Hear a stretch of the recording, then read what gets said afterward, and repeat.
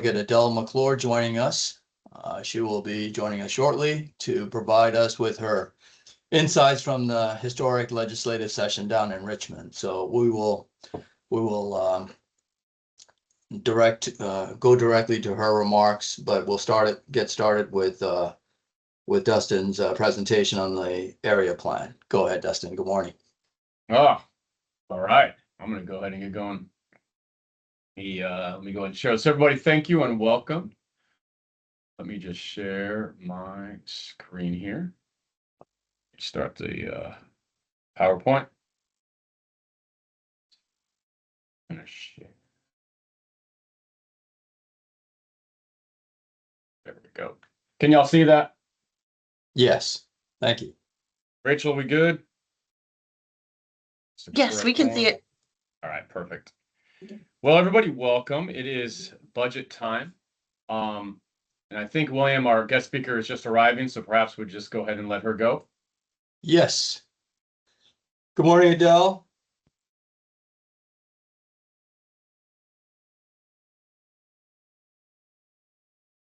Okay. Can you hear us, Delegate McClure?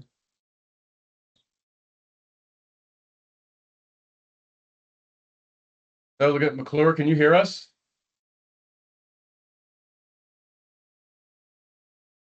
Ready to welcome you for your comments. Just coming in again, William. Okay. Hey, good morning. How are you, Delegate McClure? Hi, Adele. Good. How are you? Great to see you. Thank you for joining us. We're honored to have you and look forward to your remarks. Awesome. Yeah, great to be with you all. Yeah, thank you for representing us down in Richmond. Of course. How are you today? I'm doing well. Just dropped my daughter off at daycare. Hope that's going well as well. So that's great. Yeah, she's loving it. So much fun for her. So welcome, and yes, thank you for sharing your insights with us, and we look forward to hearing them. Of course. Yeah. Would you like me to start? Yes, please. All right, awesome. Well, good morning, everyone. Delegate Adele McClure, I represent the 2nd House District in the General Assembly, and that includes parts of Ballston and then all of Clarendon, Courthouse, Roslyn, Pentagon City, and Crystal City. And I definitely appreciate the opportunity to join y'all today and give you the annual update. I think I've been doing this for the last couple of years, and so it's always great to let you know what has happened. But I feel like to tell you everything that has happened, we need hours to talk about it. So I'll give you some highlights. But let's see, let me go to my list. And so, well, before I share some of the bills that we passed, I'll just give some background into the legislative session that my office had. I served or was named vice chair of the Public Safety Committee. I serve on the firearms subcommittee of that. And then I also was named to chair 2 subcommittees in the general laws. So I chair subcommittee number 5 and procurement, open government. And then I also serve on the transportation committee. And so we took a lot of action on a number of different bills. And on that transportation committee, I serve on a special innovation subcommittee.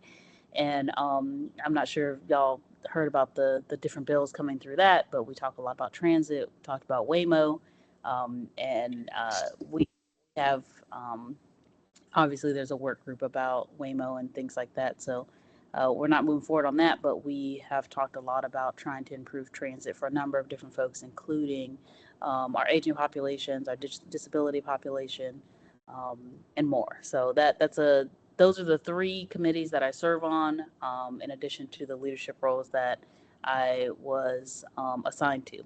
And then I had 17 bills this year. 15 of them passed and got signed by the governor into law.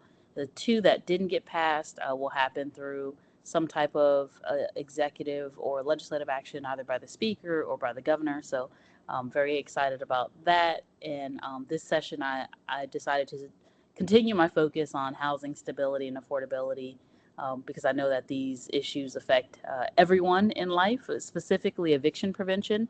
Everybody is one incident or, paycheck, could be a paycheck away from eviction, depending on what is happening in your life at that time. So this is support for everyone across Virginia.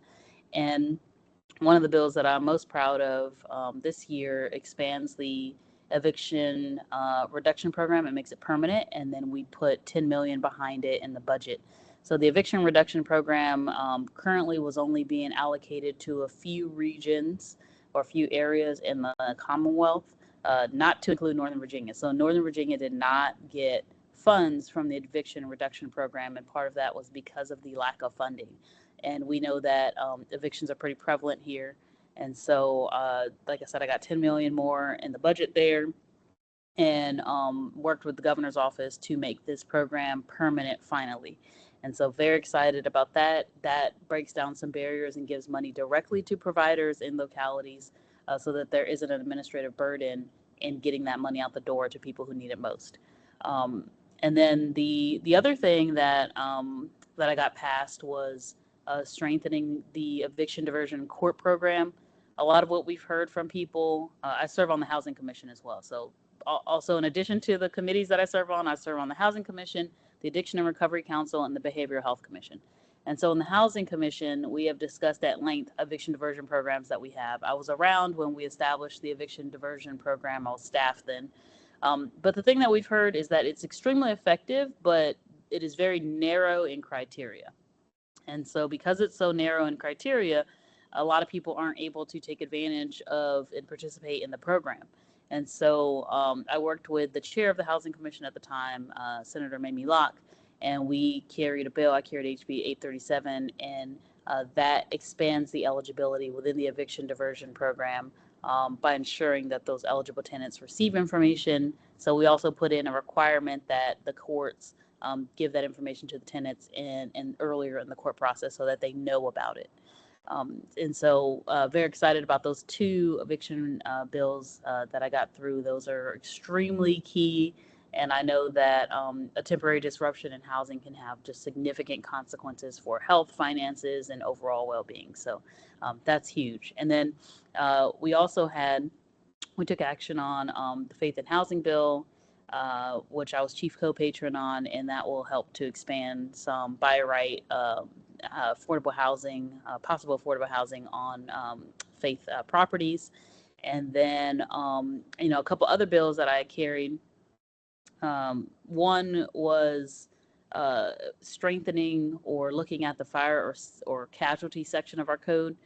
I don't know if many of you know what happened in Crystal Plaza, but in Crystal Plaza, there was a boiler room fire that affected only some apartments, but a ton of residents received a notice saying that they had to vacate their apartment in 2 weeks. And that is not an eviction. That was a part of the code that allowed the landlord to say, hey, we got an issue here. You got to leave your apartment in 2 weeks. So there's no court proceedings. There's nothing. It was just, you got to leave. I'm exercising my right of the code. There was a lady there who was in her 80s, had a dying cat, had been there for 3 decades, and was going to have to leave in 2 weeks. So imagine moving all of your belongings that you have collected over 3 decades and finding another place to live in Arlington in 2 weeks. And so I worked with the landlord. Actually, I brought this bill. You've probably heard about it because I've talked about it before. I brought it and wrote it 3 years ago, and it got vetoed by the governor twice and finally signed into law by this governor. But I worked with the landlords to find some more ways that we can put into the section of the code some additional steps before that a landlord has to take before that, telling someone that they have to leave. One, they have to give them notice and have a conversation with them about it. 2, they have to evaluate and allow them to say, hey, my unit is actually not impacted. Can I stay? And then there's a longer grace period for someone to leave as opposed to 2 weeks. And then there's some additional steps that a landlord has to take to help that person relocate. So very proud of that bill. That's a homegrown bill that's finally signed into law. And then I had I had a third eviction bill, and it's an anti-retaliation bill. And this expands the definition of retaliatory acts that a landlord can take or shouldn't take. And then it also strengthens the ability for a tenant to go to court and report that retaliatory action by the landlord. And so this is huge because oftentimes when landlords retaliate against a tenant for either reporting an inhabitable condition or talking to the press about it or talking to the county board about it, and they decide, you know what, I'm not renewing your lease, or I'm raising your rent, or they decide to harass and coerce them, a tenant cannot take action because they did not have the law on their side there. So this will strengthen that and allow a tenant to have that ability and power to report that action. And then in addition to my bills, there were some other bills that were carried that I was a co-patron on, that will give localities even more ability and authority to address those uninhabitable apartment buildings that people have been reporting. And so now those localities have the power to do something about that. So that's on the housing piece. And then we had a number of accomplishments this session that will benefit aging communities across the Commonwealth, including SB 260. It directs the Commonwealth Council on Aging to address social isolation among seniors and expand volunteer engagement opportunities. We have HB 341 that extends the Alzheimer's disease and related disorders commission through 2029 to continue advancing research and support for families. We have HB 358 that establishes a work group to review Medicare supplement insurance policies and develop recommendations to improve consumer protections and affordability for seniors. We have HB 1522, which now requires nursing homes and assisted living facilities to maintain and ensure that staff are trained to use automated external defibrillators. And then we have HB 1062 that creates a pilot program to expand access to energy conservation programs and solar energy for low-income, elderly, and disabled residents. And then, there's also another bill that got passed that I was chief co-patron on by Delegate Phil Hernandez, that would require Dominion Energy to invest in upgrading homes for energy efficiency. And so that would give residents the opportunity to tap into that and upgrade so they can have lower energy costs. Then we have HB 1357 creates a statewide study for nursing care facility care and resident safety and operational practices to improve standards for nursing homes. And then obviously, I know a lot of people are very anxious to hear where we are on the budget. That is the final step in the legislative process. June 18th, which is Thursday, I'll be heading down to Richmond with the rest of my colleagues in the House of Delegates to vote on the bill that was put out by the Appropriations Committee and our chairman. And then the Senate will return on the 22nd of June to vote on a budget as well. And then the governor will have an opportunity to have her say there. But we have to have a budget by the end of the month. Despite what we're seeing on social media, I'm feeling confident that we'll have some version of a budget passed. And, a lot of the priorities that I talked about, especially evictions and childcare, are tied to bills. So those would be funded because they were signed into law. So we've got to fund those priorities.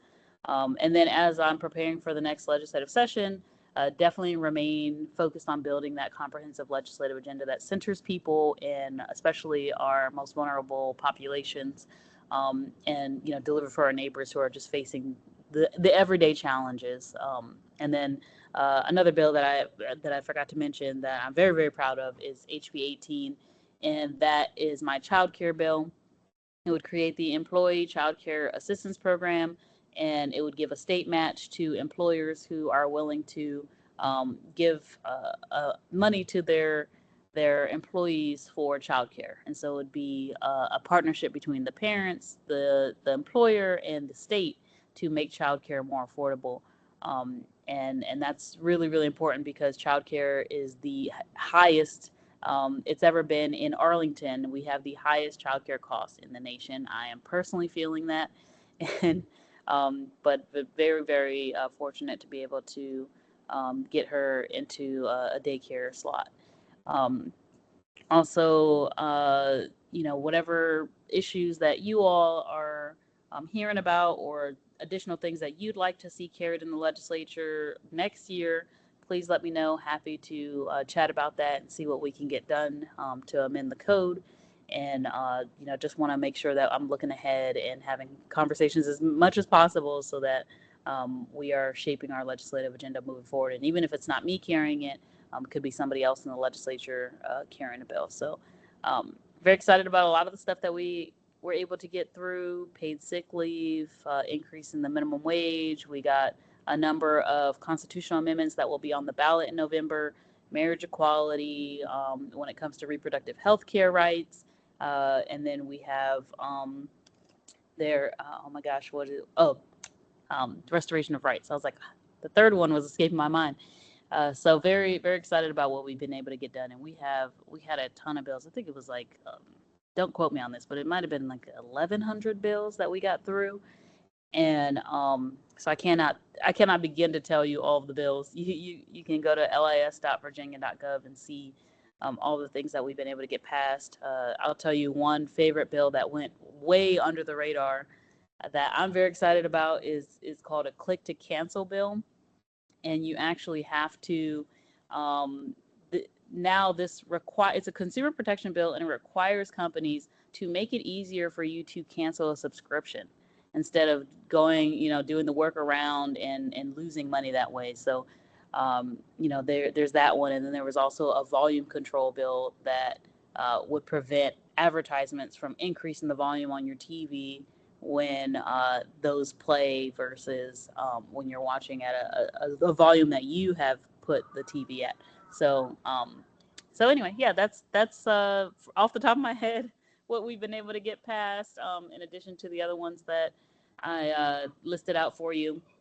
And I appreciate your time and all of your support that you give to all of the delegation.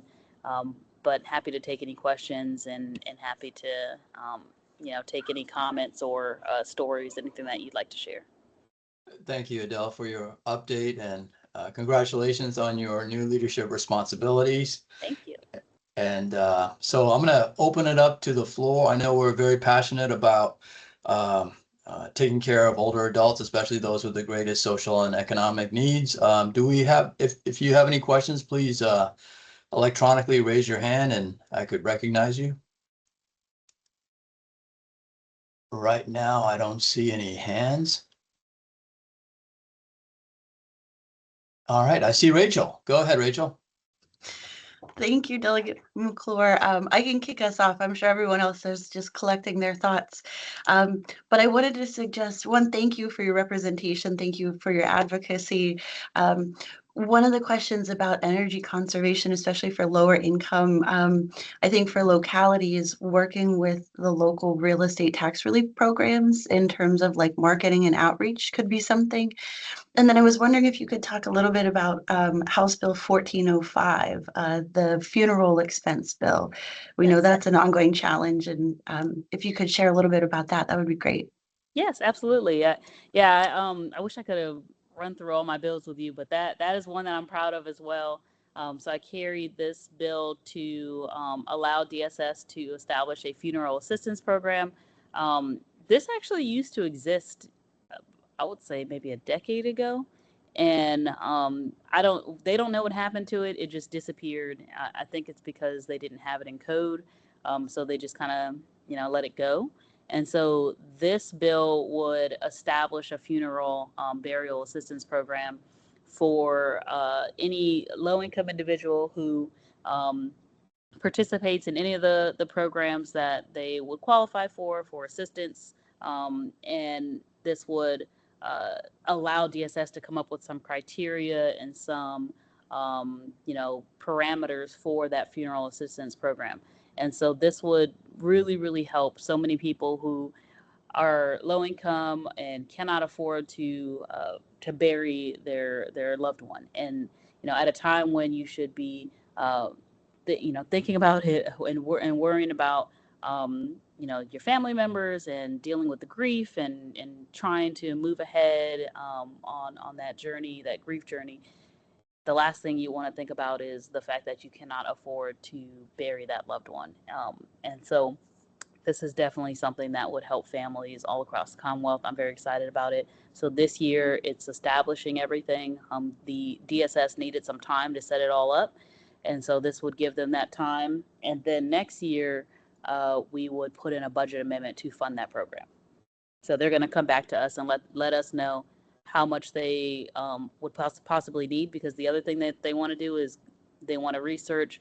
Some localities actually have a burial assistance program. I think Alexandria is included in that. So they want to look around the rest of the Commonwealth to see how much they're using, how many people are asking for it, what the demand looks like, so that they can come back with an informed number. And then I'll put it in that budget amendment next year. Thanks for asking about that. Thank you. Perfect. All right, I see a hand up from Audrey, and then Wendy second. Okay, Audrey, go ahead, please. First of all, thank you, Delegate McClure, for all the work you do in housing. I chair the Housing Committee. All of this is music to my ears. I have a question about the Faith in Housing bill. It seemed to have gotten watered down a lot. Can you talk about the difference between initially proposed and the final bill? Yeah, I have to have the side by side to give you all of the details. I don't have that in front of me right now, but I can okay. tell you that the initial introduced version did not have a sunset clause, and so that part I wasn't particularly excited about. So I think it was in order to get it through the General Assembly, had to have that sunset clause, and so I forget the time period, but the bill basically is no longer in effect after that period of time. You'd have to bring it back. In terms of the governor's amendments, I'd have to go back and look at the details, Okay. but I'll get that information and I can share it with you. But I think that it's the details from what the governor's amendments were. I think it had to do with like where it could be located in proximity to what. I think it had to do with height. But I don't have the details in front of me. Okay, thank you very much. Of course. All right, next, Wendy. Yeah, thank you, Delegate McClure. I just want to say thank you. You mentioned in your remarks your support for the bill to reduce social isolation and improve connections amongst older adults in the state of Virginia. I've been working on that project here locally, where because of the money the legislature made available last year, we've been able to support 12 villages around the state, including the village here in Arlington, Alexandria, Mount Vernon, as well as work to grow 5 new villages in locations around the state. So I can only assure you that last year's money is being put to good use and is being successful in supporting and reducing isolation for older adults and expanding the impact of villages. And we're looking forward, hopefully, to continuing that support in the coming years so we can keep doing that work. So thank you very much for your support, and thank you for including it in your remarks today. Yes, absolutely. I appreciate it. Thank you for giving me all that background too. All right, do we have any other questions or comments? I'm going to give it a second. But in the meantime, I really want to thank you, Delegate McClure, for. William, this is Claire. Okay, Claire, go ahead. You're recognized. Thank you. Hi, Delegate Adele. I'm on the phone, so no, you can't see me. And I live in Lion Village, so I'm one of your constituents. Awesome. Could you expand briefly, although I should know, briefly on HB 1357, the study on nursing home improving the standards for nursing home? Could you expand briefly on that? Yes. So that bill in particular directs a statewide review of the quality of care. And when it comes to quality of care, when it comes to resident safety, when it comes to staffing and operational practices, and then also in terms of identifying those opportunities and improvement to strengthen oversight. And so the study could lead to future policy reforms that do all those things. So improve safety, accountability, quality of care, and then also providing that greater transparency and peace of mind for families. And so it's a statewide review it directs a statewide review that includes all of those criteria. Thank you. It's an issue which is very, very important to me. I'm a member of the Long-Term Care Residences Committee of the Commission on Aging, and I also participate in NVAN, the Northern Virginia Aging Network, and we also look at nursing homes, obviously in Arlington County, but this applies to the state, and there's a huge need. There's a huge need for improvement in nursing home care, staffing, but really the care and the quality of life of the residents. Many of them don't have family or family nearby, so it's a very important issue to me, and thank you for enabling that bill to pass. Thank you Yeah, very of much. course. And so I'm bringing it up to give you even more details, but and it would direct the Joint Commission on Healthcare to conduct that assessment. And so it looks like the report and recommendations have to go to the governor, the chairs of the House committees on Appropriations, Health and Human Services, the Senate committees on Finance and Appropriations, and Education and Health by December 1st of 2027. And so they're taking some time. It looks like they're taking some time to review and put together a comprehensive study. And then I'm sure based off that study, they'll likely have some recommendations for the General Assembly. Thank you very much. Thank you. Of course. Okay. Do we have any other questions or comments for the delegate? So Delegate McClure, really thank you so much for all the hard work on housing and all the other important issues. I was down in the far southwest Virginia, typically thought of as a red area, and just saw a sign that says housing first. So Oh, it's I love that. yeah, it's a very important issue for everyone across the state. So thank you so much for working on the eviction reduction, eviction diversion, anti-retaliation, and all the other important topics. So best wishes to you and on June 18, and hope you and your daughter and family have a great summer, and you're welcome to stay, but I know you have a busy schedule, so thanks again for joining us. Thank you. I appreciate y'all. Have a great day. You too. Take care. Bye-bye. All right, Dustin reminded us that we need to have the public comments, so Dustin, go ahead. Do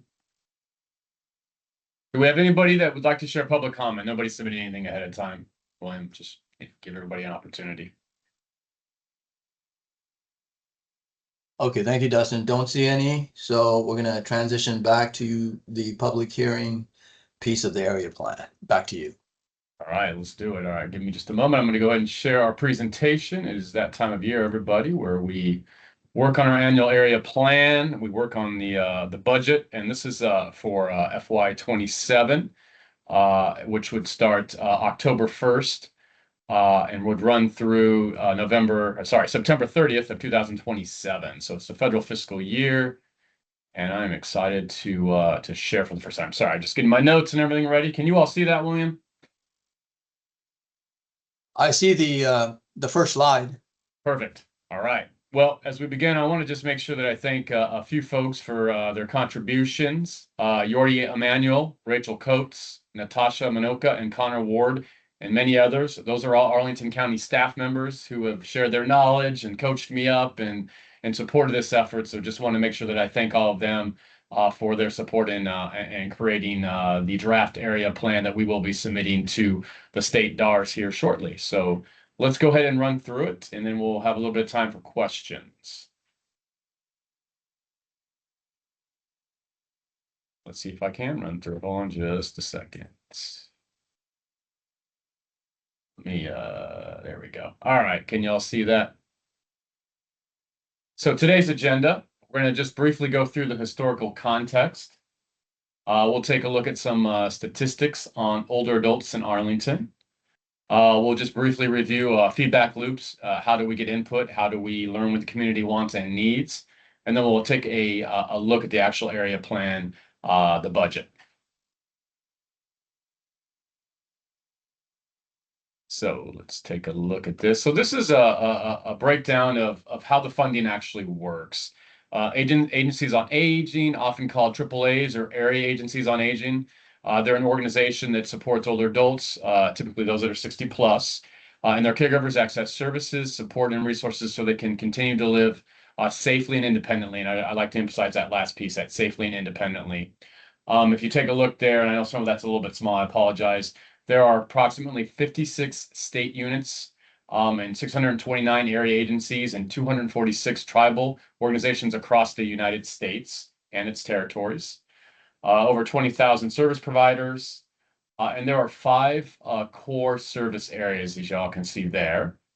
We got elder rights, the long-term care ombudsman program, caregiver supports, nutrition or food and nutrition, health and wellness, and of course, supportive services. And we'll dig into those just a little bit more as we continue to go through. One unique thing about the area agencies on aging is throughout Virginia, most of Virginia, they're actually run by nonprofits, with the exception of Northern Virginia, where we actually have the eights. And so they're actually how we call them the eights. They're housed within local government like Arlington, which is why I'm speaking to you now from Arlington County. And Arlington's number it's a nice little graphic that Rachel put in there. 8B is our designation. I know that's kind of meaningless, but that's how we report out to DARS, which is the Division for Aging Services, with the Department for Aging and Rehabilitative Services with the state of Virginia. So those are the folks that come and actually give us the funding. So the federal funds pass through them. They're the ones that come and do monitoring visits or audits with us. They're the ones that we report out to each month. The folks that we work very closely with, and they're great collaborators. Let's go to the next one. They also oversee the area plan, which is a local level roadmap to deliver Older Americans Act funded services. Each AAA does a comprehensive needs assessment in our service area, which is Arlington County. And it has to be aligned. So the state also does their own comprehensive assessment, and we need to ensure that it's in alignment with that and the federal priorities as well that come from the Health and Human Services. The area plan outlines our scope of services. It identifies the populations of greatest need, which is very important. I think you heard William mention greatest need early on in his comments today. It sets the objectives and strategies to promote independence, and I really always like to come back to that independence and dignity, and then aligns with state and federal goals, as I just mentioned.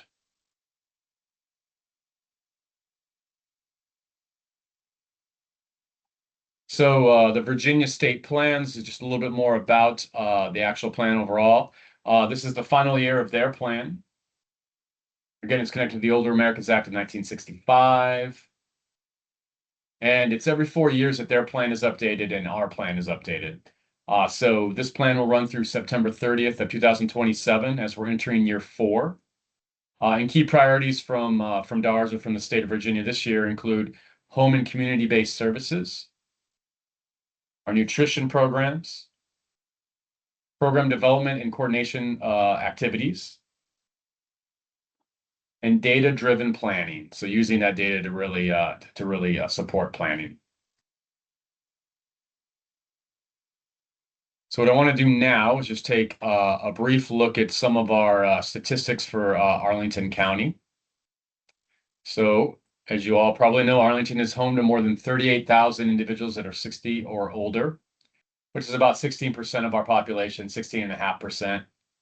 Here's a breakdown by race.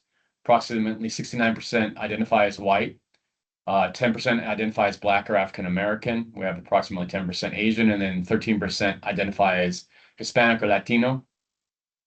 And taking a look, we know that approximately 15% are at or below 149% of the federal poverty level. And we know that individuals are more impacted here in Arlington County because of the high cost of living in Arlington County. Only 7% actually collect SNAP or food stamps, which we know that number could be higher. When it comes to housing, half of our older adults live alone, and I want to key in on that one. Half of our older adults live alone, with 67% as homeowners and about 33% are renters. We have housing assistance programs that support renters and homeowners, as most of you probably know. The Federal Housing Choice Voucher Program and our local housing grant program for renters who pay 30% or more in their income on housing. And so I just wanted to highlight that the housing cost burden, right? So if you're spending more than 30% of your household income on housing, that impacts about 25% of our homeowners and half of our renters in Arlington who are older adults. So that's a pretty significant number. And then those are the housing subsidies numbers there. So a real quick look at, again, these are the statistics, and I want to compare those statistics to those who actually receive our Area Agency on Aging services. So as you see, the average age in Arlington for those who are 60 plus is 69 and a half, 70. And Delegate McClure, yes, these we will share these all out in the post-meeting email, and I'll make sure that you get access to that. So for female, we have about 52% in Arlington County, 57% receive AAA services. And again, that federal poverty line. So 10% in Arlington County, but 46% of our recipients are at or below the federal poverty line. Again, that statistic of individuals who live alone goes from 50 up to 56%. And then highlighting that we have a lot of individuals, a lot of folks who English is their second language. About 24% of the individuals we serve identify that they have a second language other than English in the home, which is why it's important to continue to understand different cultures and meeting the needs across Arlington. And then you see our percentage of Asian American recipients is 12%. Black or African American goes from 10% up to 33%. And then Hispanic Latino goes from 13 to 19%.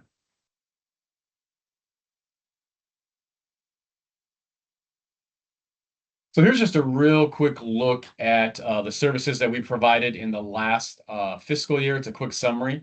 And this was the fiscal year that ended 2025. And so that first one there, the CREA 2, the ADRC, that's the Aging and Disability Resource Center. So you can see we support a lot of folks. That's our one-stop shop, sort of no wrong door concept, where when somebody has a question, they need services, they call, they get referred into the ADRC. Our 60 plus cafes, which are also our congregate cafes, and 218 individuals received about a little over 17,000 meals. Our home delivered meals program, we continue to see a high level of need here. Almost 82,000 meals were served in 2025.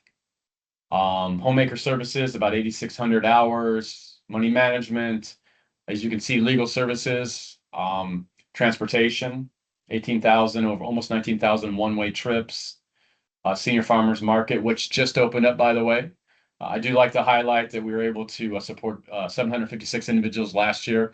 Unfortunately, due to budget cuts at the federal level, that we are only able to support about 380 individuals this year. So just another thing to highlight for everybody in this funding environment. And then, of course, VICAP, which is another area of priority. It's the sixth area of priority. That is support with Medicare, Medicaid services. And we have a wonderful team here. Michael Schuster also, who's a member of the audience, does a lot of support and volunteer, but many others support that program. So we always like to highlight that.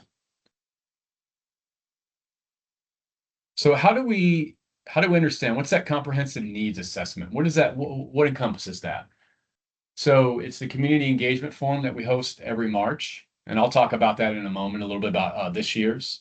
We use data and dashboards. We do performance reporting every year in the county. We host listening sessions. The Commission on Aging's Transportation Committee did a wonderful job of hosting listening sessions. Peggy, Tanya, shout out to you over this year, which actually helped inform our community engagement forum. We host multiple outreach events. We do satisfaction surveys across all of our programs. We capture unmet needs, and you're going to see that that's going to be an area of focus even more so moving forward. And then, of course, the Commission on Aging. This is one of the biggest roles for the commission, is to get out there and identify those community needs and advocate on behalf of the residents of Arlington or Arlingtonians. And then, of course, we partner our partners like ANV, our sister cities, Alexandria, etc.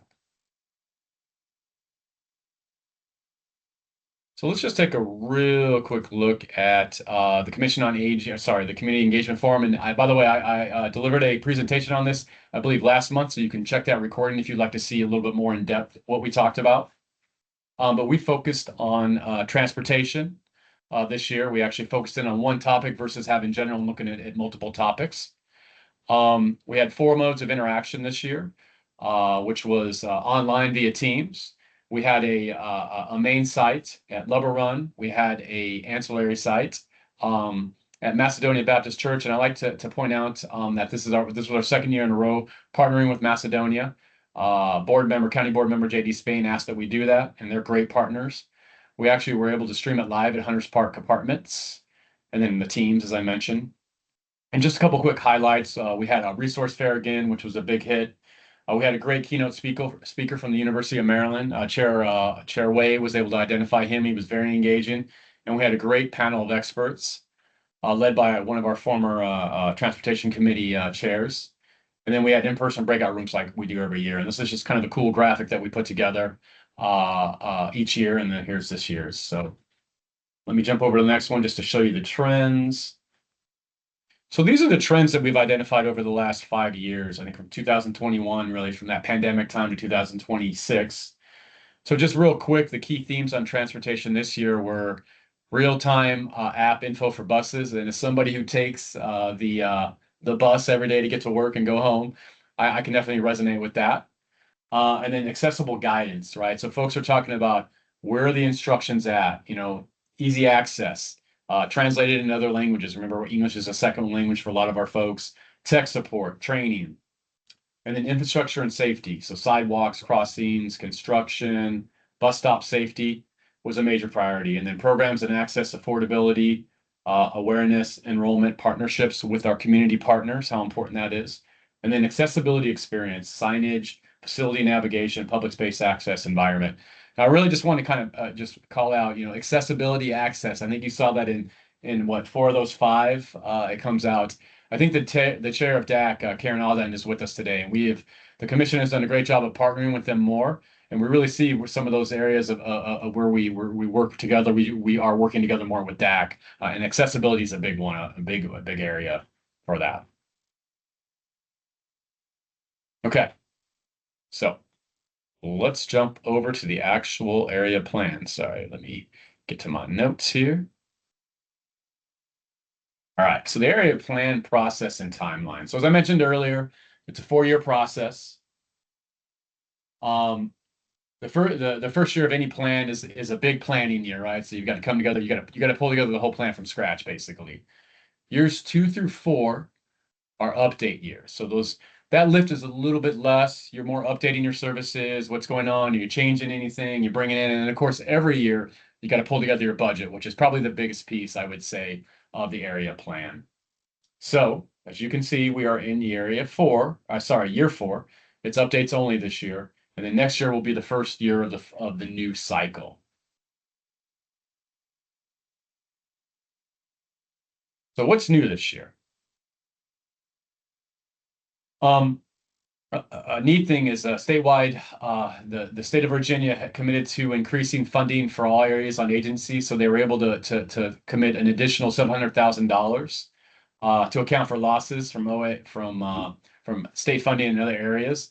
And so Arlington's allocation was about $12,000, which is not insignificant. It's great to see the state going in this direction to try to help out. You'll see from the budget in a moment where we are. And I think I mentioned it earlier. Capturing unmet needs. So in order to prioritize the greatest need, we really need to do a better job of capturing unmet need. And so what DARS has done is to really emphasize in this. And so it's actually an Older Americans Act rule requirement. And so we're going to make sure that we're capturing unmet need through our system of record, which is Peer Place. And then they also removed an excess carryover limited funds is waived. So if you have carryover in any of the categories, you can move that over more easily. There's no longer rules around or limits around that.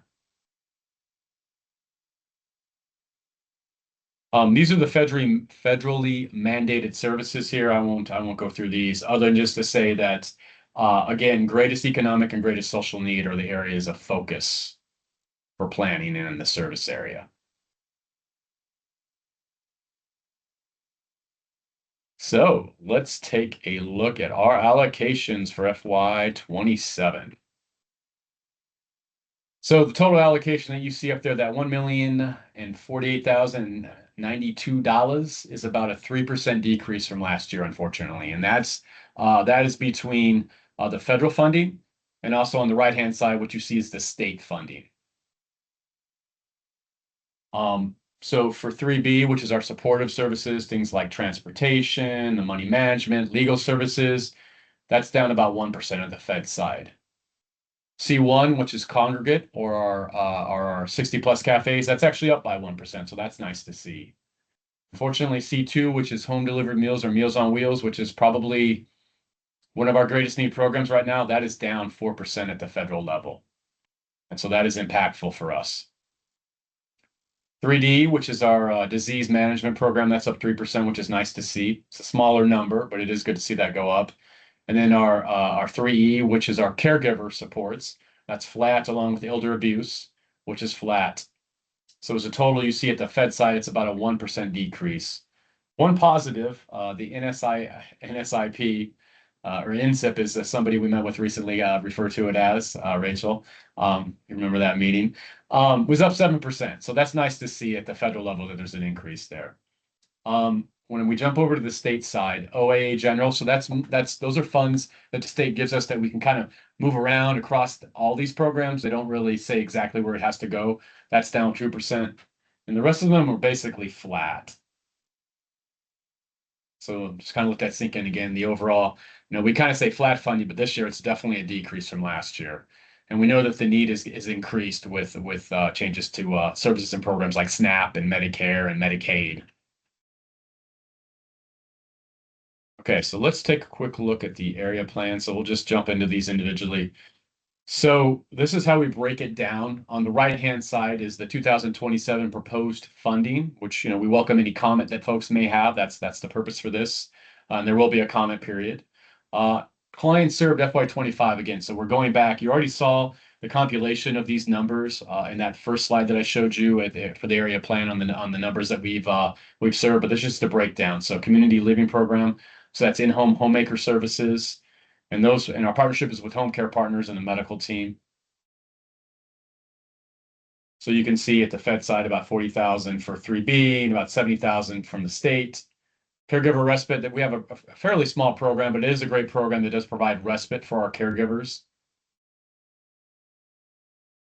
And then we also have the care coordination, individual counseling, and then public education and outreach. That's part of caregiver services, and that's done through our adult day care and our care coordination. And that is a wonderful program.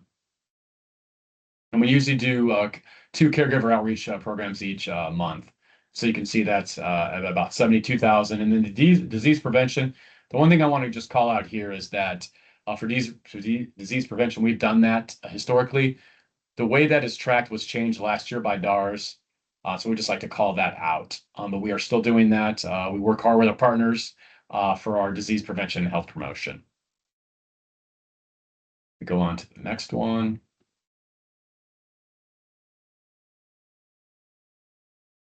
Okay, so this is for our food and nutrition. So home delivered meals, as I mentioned, in 2025, we served about 244 individuals, 82,000 meals.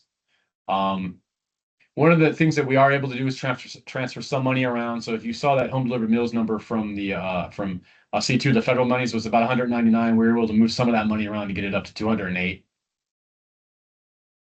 And again, I do want to point out that the needs there, the raw food costs continue to go up. So our cost per meal every year goes up around 3%, and the need continues to go up. So that is an area of focus for us. I really just want to call out that need. Congregate nutrition continues to be a great program. Again, the 60 plus cafes, that is a wonderful partnership that we have with the Department of Parks and Rec.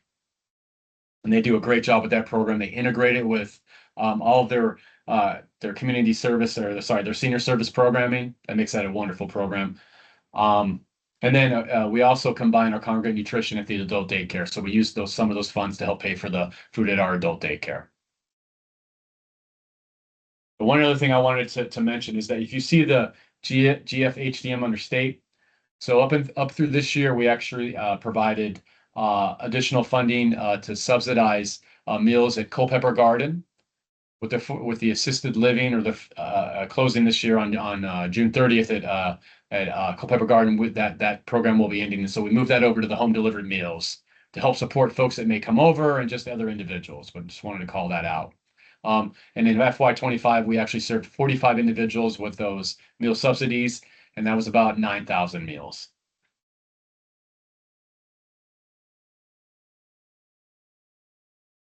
And so CREA, the Communication, Information, and Referrals, that is our Aging and Disability Resource Center. That continues to obviously be a place where we send, or most folks come through to access services. Legal assistance, again, great partnership with Legal Services in Northern Virginia. No changes there. Same with the money management, no changes there. And then the Shoppers Loop, which helps provide transportation to access services like grocery shopping. We also do a neat thing where we run some loops from our older adult living communities to get to farmers markets for the farmers market program to sort of support that program.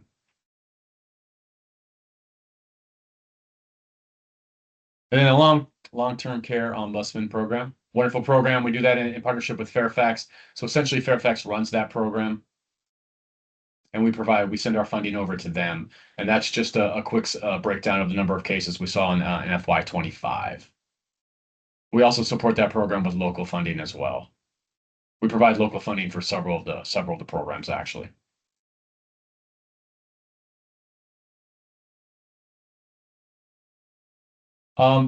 Rachel, just wanted to give you a chance. Anything that you'd like to share as well? Anything that I missed that we should cover in terms of the area plan before I go to the last slide? No, I think you just covered it. We definitely want to thank, I see Deborah Warren on here, Maimuna Bob, and then the commission as well for the advocacy. Yeah.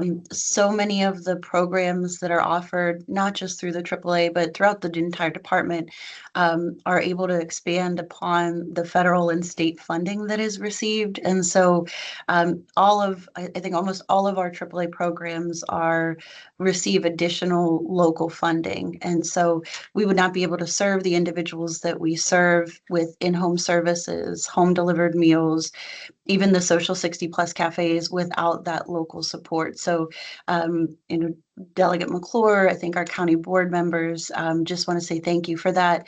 But with the area plan, this is going to be one of the first area plans that incorporates the federal changes to the Older Americans Act.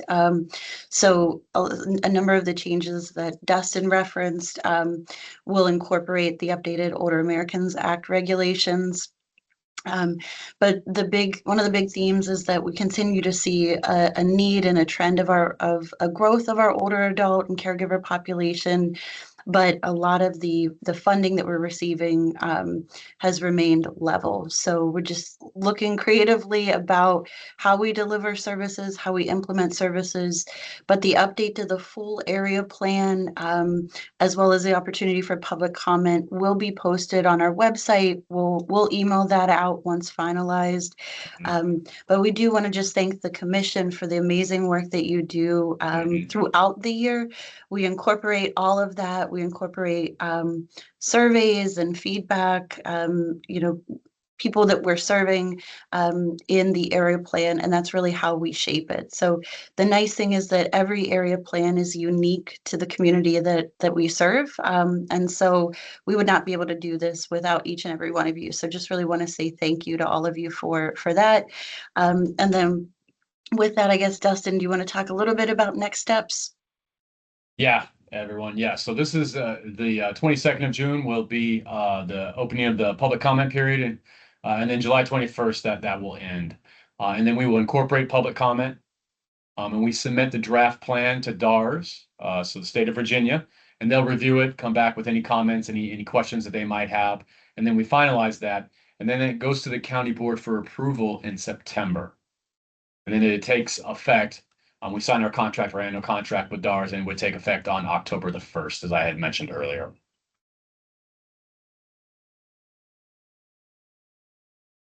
So great job, Dustin. You did a really nice job. So there will be formal opportunities for public comment and feedback, but we can also open it up if anyone has any questions, comments, feedback right now. Yes. Does anyone have? Yes, I see Erica's hand up. Erica, go ahead. And Kathy. Erica, Yes. go ahead, please. Yes, first of all, thank you, Dustin and Rachel, for such a comprehensive and clear explanation of the area plan. I'm wondering how, and if you could comment on how the area plan relates to the age-friendly plan, because they have slightly different timeframes, but a lot of the same priorities. So that's a great question, Erica. So the age-friendly plan really helps the Commission on Aging sort of focus in on their priority areas. And we use that feedback. We try to match, as you mentioned, on a yearly basis. We have to do this yearly, the area plan to those priorities, right? So as we're thinking about, we're always taking the age-friendly plan into consideration as we make decisions, as we write proposals. And then, of course, I believe the commission, not to speak on behalf of the commission, but they're always thinking in that way as well. Rachel, do you want to expand on that at all? Yeah, no, I think that's a great question, Erica. Thank you so much for asking. And I think it's very cyclical and very complementary. It was one of our area plans, our 4-year area plan. I think back Moon and I had worked on that actually kind of led to the draft of the age-friendly plan and application. And so I think and hope that we're complementing each other. The feedback from the age-friendly plan, what each committee chair, each committee submitted goes into our narrative for the age-friendly plan. The listening sessions, the feedback from the community engagement forum.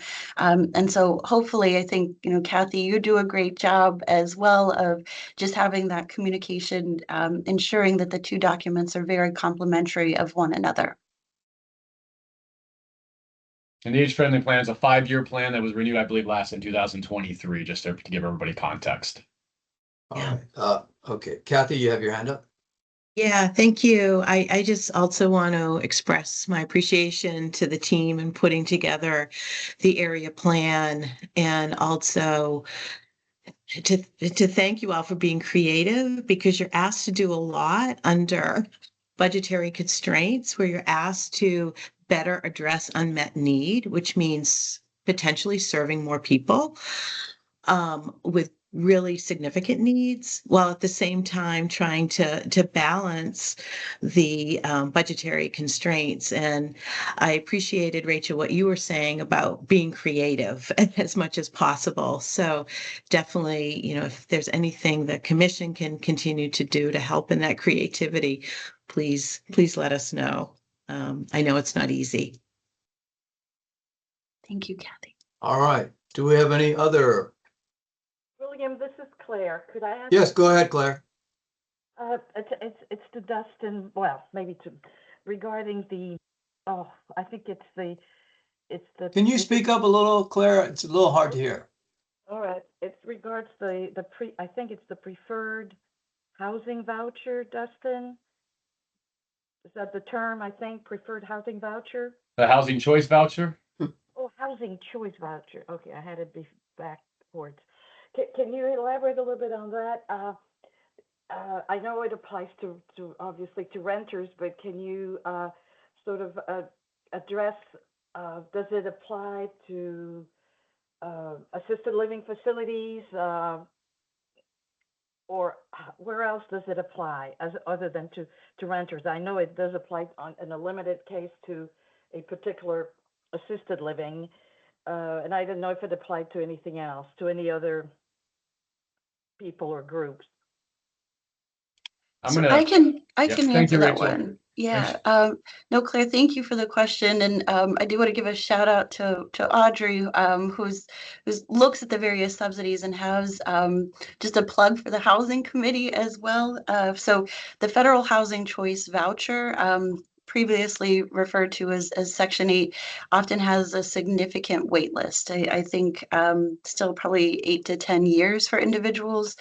Arlington, being passionate and leaders in the way that our board and some of our leaders are, a few years ago created a local housing grant program. And so I don't know, Claire, if this is what you're referencing, but housing grant is, I believe, almost fully locally funded. And there will be, starting in the fall, in October, a wait list for that program. We will have Nicole Dula, who oversees the housing. She's a bureau director in the housing department within Department of Human Services, present at an upcoming meeting. But there's a lot happening, I think, at the federal level in terms of the housing choice vouchers. And then that does have some ripple effects on the county's program. But for individuals who currently receive housing grant, there won't be any changes. It will be for new individuals who are applying for the program. But we'll have Nicole Dula come to present to the entire group some updates as well. There will be listening sessions hosted throughout the summer.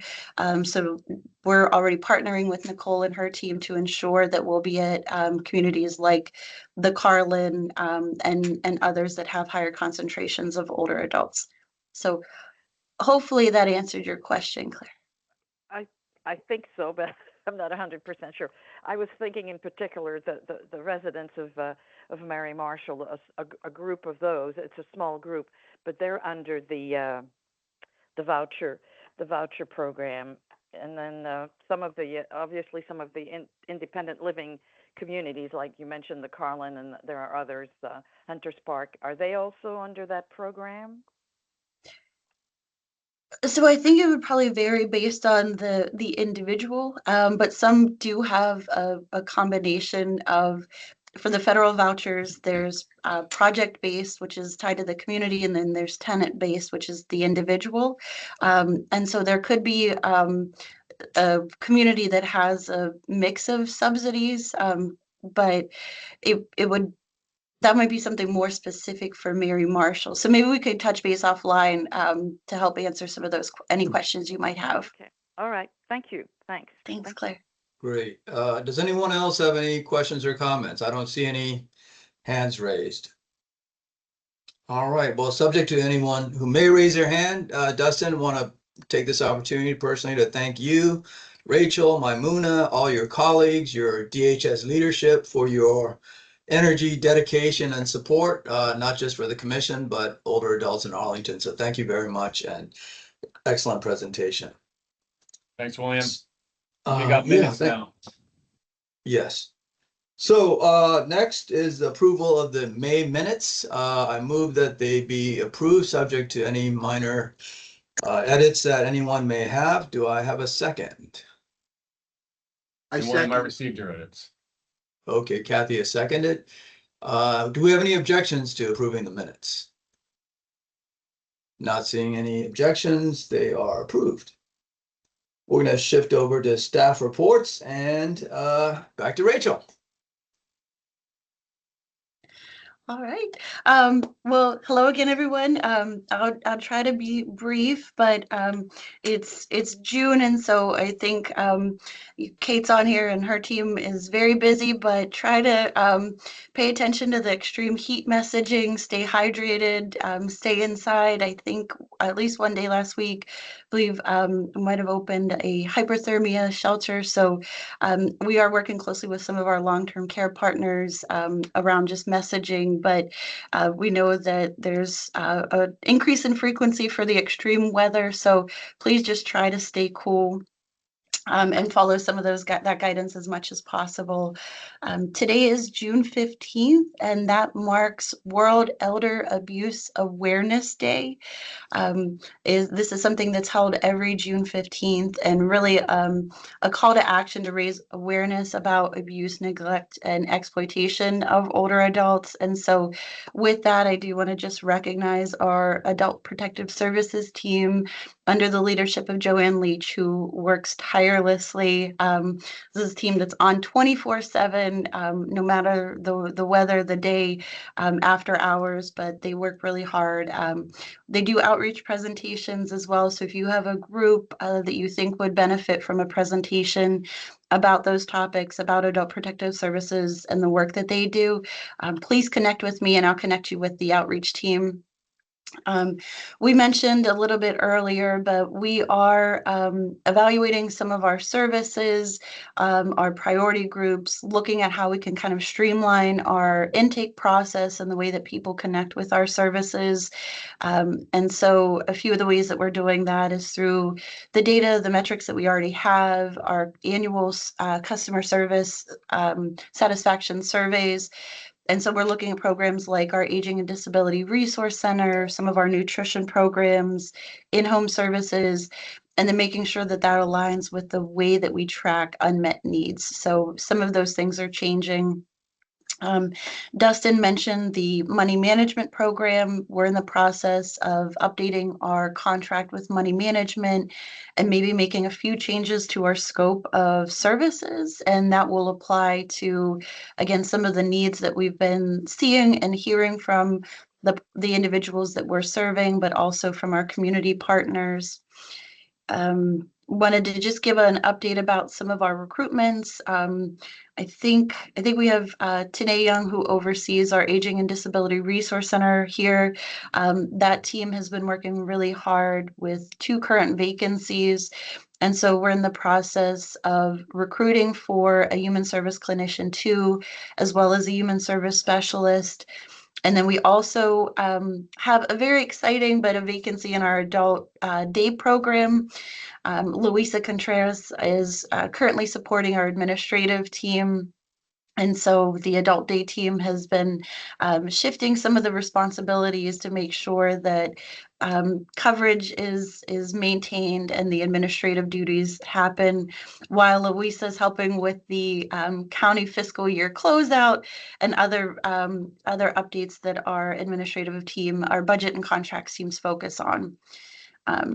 Dustin mentioned just some of the changes at the state and federal level. We're continuing to monitor those changes to policy, to funding, and what that impact will be for our older adults. Again, I just want to plug and Wendy, I think we'll be in touch soon.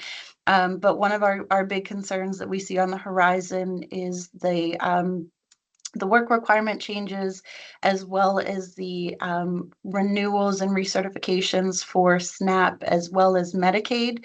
And so looking to expand a pool of volunteers to provide some support with those recertifications. So looking at if anyone is interested in getting trained and helping to volunteer, we can please let me or Dustin or even Michelle Thomas know. But that's something that we'd like to look at some trainings in the summer and fall so that we're ready to go for the January 2027 when those twice a year recertifications happen. I think I have just 2 final updates and then I'll hand it over to Maimuna. But Dustin mentioned Culpeper Garden. We continue to meet with the Culpeper Garden staff and residents as well. As of last week, there were 13 residents who remained in assisted living, about 12 who were in the community. And so there is a plan for all of those residents. We're working closely with the staff and then ensuring that there's support for those residents beyond the assisted living closure, which is scheduled to take place June 30th, so later this month. And then the last thing I just want to recognize is Friday is Juneteenth. There are a number of activities happening throughout the community, throughout the region, including a free event on June 19th. But hope that you all do something special to recognize this very important day. So with that, I will turn it over to Maimuna. Good morning, Maimuna. Good morning, everyone. Thank you so much, Rachel and Dustin. Dynamic job with the area plan. I'm sorry I cannot come camera on. And I do want to recognize my supervisor, Deputy Director Deborah Warren, and she's also CSB Director. But it's good to see everyone. Just a few. Good morning, Deborah. Good to see you. I did want to just mention that we do have speaking of Deborah, we do have a special guest that will be touring our Community Services Board programs for our Department of Human Services, Daryl Washington, who is the new commissioner for the Department of Behavioral Health and Disability Services. And so he will be coming to our building on June 23rd. So we're going to present our CSB programs and we're very excited about that. In terms of just a few other announcements, I have started to recruit for fall interns, social work interns, as well as counseling interns, working with Virginia Commonwealth, George Mason, and Marymount University. So we're very excited. We probably will be able to recruit at least 4 to 5 social work interns, and they will begin towards the end of August. So we're always excited to welcome our interns, and we still have our intern, Catherine Galbo, who is receiving supervision from Dustin with us in the AAA. We recently, as a team, and I do want to acknowledge Rachel, Dustin, and Alana for contributing to the food security strategic plan for the next upcoming year. I think upcoming 3 years or 4 years, but that is a food security plan that looks at all of our food insecurity, our nutrition services, our unmet needs as it relates to older adults, and nutrition. And so thank you, Dustin, Alana, and Rachel again. We contributed to that. It's still in draft, but when it becomes final, I'm sure there will be a presentation to this Commission on Aging. I also wanted to just acknowledge that one of our long-term nursing home administrators, which is rare to have a long-term nursing home administrator stand in, Tremaine Goddard with Cherrydale Nursing and Rehab, is going to be moving on, and he's taking another role as an administrator in Maryland. So we are going to be sad to see him go. It's been a great relationship and a partnership. Of course, he has been integral in us relaunching our Community Advisory Council, but we will be working with that new administrator, which they have already secured. So more to come on that. I think those are all of my announcements, unless you all have any questions for either myself, Rachel, or Dustin. I don't see any hands raised. Does anyone have any questions or comments? Subject to any questions, I want to thank you, Maimuna, Rachel, Dustin, Deborah, the entire DHS team, the all-star team. Thank you so much. You guys always do a tremendous job, and you don't get thanked enough. So thank you so much. Thank you. And of course, as Maimuna mentioned, Tremaine has done a tremendous job, and sad to see him go. Okay, I'm gonna switch over to the chair's report and executive committee. We want to thank Kathy and Karen for stepping up for the roles of chair and vice chair respectively. If we have any nominations, there's still time. Next, on recruitment updates, we have sent 3 tremendous candidates up to the county board, and we hope that they get approved. The next meeting of the county board is June 17th, so hope to hear at that time. And then next on legislative updates, Rachel has advised us that in the past we have, the commission has endorsed the NVAN legislative agenda, and I think that makes a lot of sense, with the caveat that working with the Disability Advisory Committee, we'll take a look at their legislative priorities and hope to endorse them. So I think that's the direction that I would recommend going. Do we have any discussions or comments on that?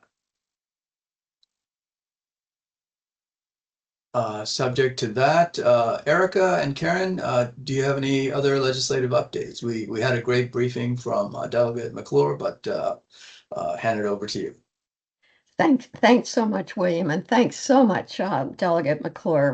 We are just thrilled and delighted by all you've done this session, and also by what you said about looking ahead towards next year. The Northern Virginia Aging Network, of course, is looking ahead towards next year as well, and is already hard at work on its 2027 platform. As in the past, we have 3 legislative items and 3 budget items. And I'll just run through those quickly because while we have the topics of the 6 items, the actual language, which is why I'm not putting these in front of you quite yet, the actual language will be discussed and voted upon at the July Northern Virginia Aging Network meeting. But I'll just run through them very briefly. Legislatively, you heard Rachel mention about concerns about the Medicaid and SNAP work requirements, and NVAN wants to look specifically at some concerns with those work requirements, primarily exemptions that might be given to caregivers. Secondly, NVAN would support the automatic enrollment in Medicaid for SSI recipients, which many states already do, but we in Virginia have never done that. Third, and led by our very own Charlie Sabatino, NVAN will urge local long-term care transparency and engagement actions. So just in a nutshell, you know that nursing homes and assisted living are regulated at the federal and state level, not the local level. Local level has no teeth or enforcement, but we in Arlington, looking ahead, have created some community advisory councils and believe very strongly that the localities should step up and increase their communication with the long-term care facilities in their area. Now, as to budget, some of this continues items of concern for last year, primarily the increased funding for area agencies on aging. I don't need to say more about that because our entire meeting has been focused on the need for such increased funding. And you can see that in everything that Dustin has said, everything that Rachel has said.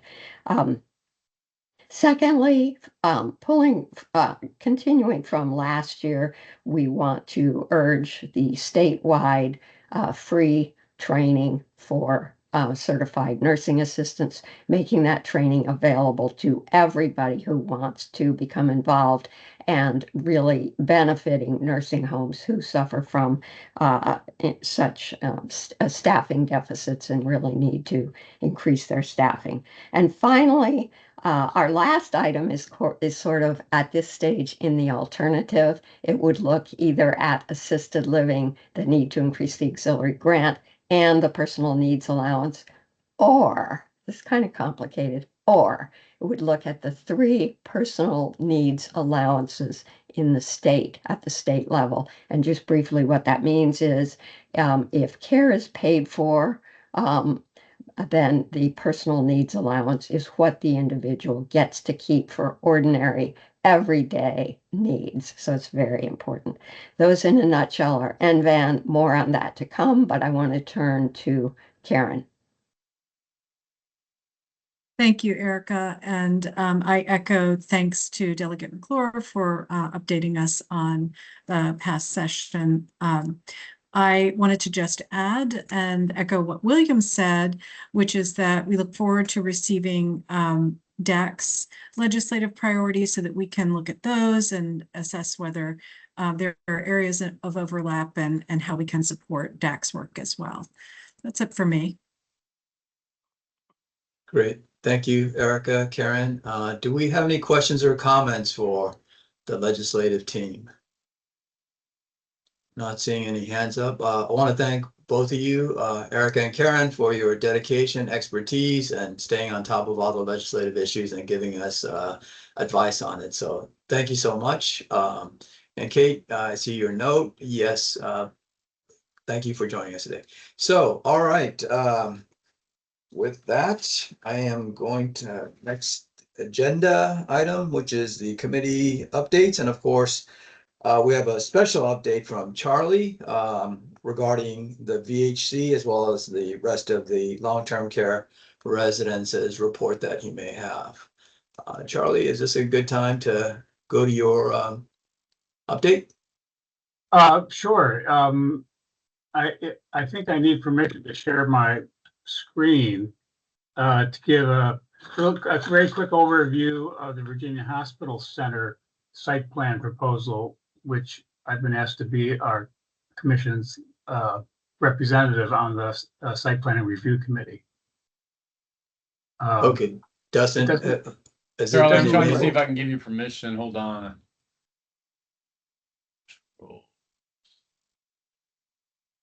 In the meantime, if you want to get with your remarks, that'll be fine too. Yeah, we've our committee's been trying to meet at the different facilities. We just met at the Paragon Assisted Living, which was very enlightening and a very great model for what we would like to see in terms of the small household model in assisted living and nursing homes. We will be reaching out to our local and state legislators with information on the small household model this year. The group that produced that report, we have submitted as a journal article, and so we can't quite distribute the journal article, but I do have a summary of it. And we did finish a guide for community advisory councils from our work group, and Maimuna is working with her communications people to put it in a final form for it to be posted on the webpage. That will be very helpful in terms of the legislation Erica described in terms of creating local engagement and transparency of nursing home care, because we have found that community advisory councils make a big difference. For example, in the last 3 months, within the 3-month period, all 3 freestanding nursing homes have had a change in their administrator. The only one that we have had a heads up ahead of time is Cherrydale Nursing Home, because we have a community advisory council there. We've had a very good relationship with the administrator and are very much up to date on what's evolving in that facility. And the ability to have that kind of transparency and engagement just makes a huge difference in the nursing home's life. Let me see, do we have?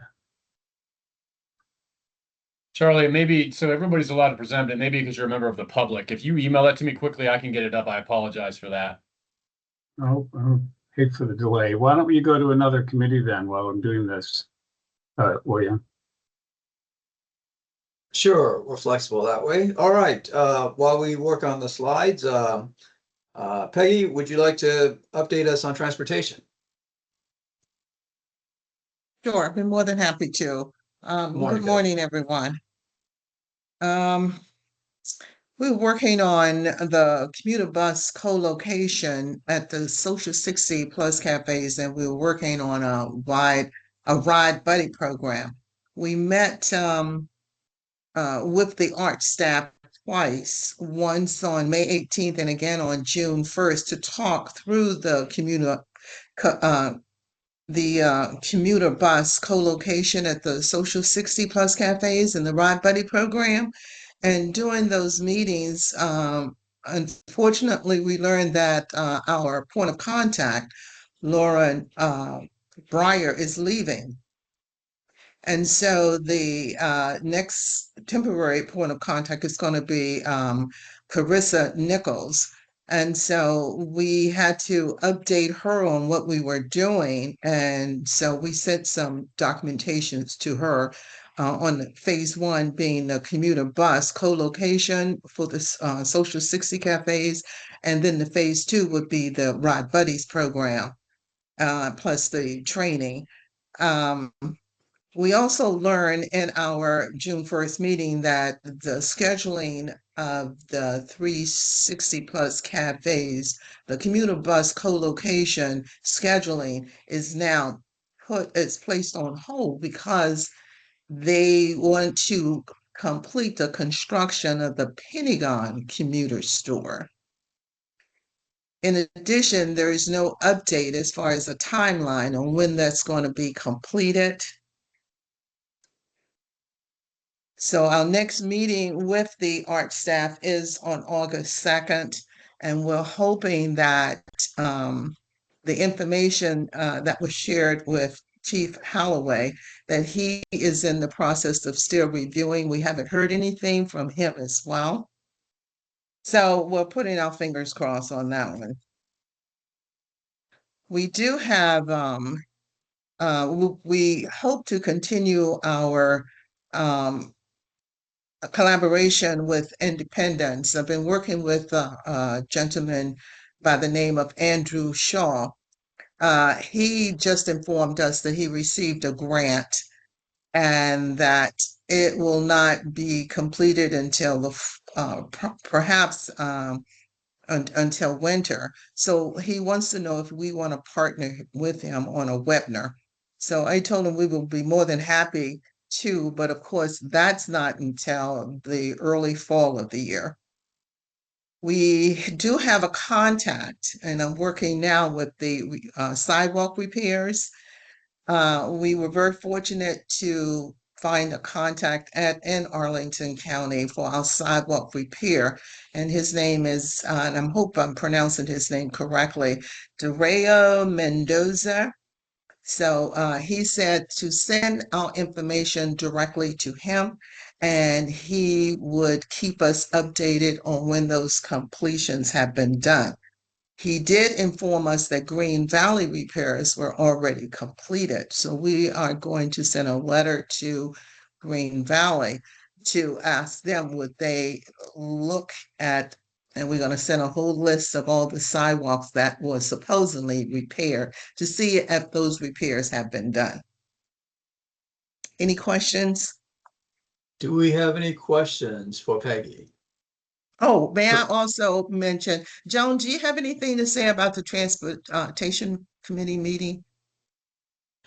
The only thing I would mention, Peggy, is that at the last meeting, more than an hour was spent on the capital improvement plan that the county board will be approving in July, and this is a 10-year program, but over the next 10 years, and a third of the county capital improvement program, which is $423 billion, or about a third, $150 billion is for transportation. So that's the only thing I will mention today.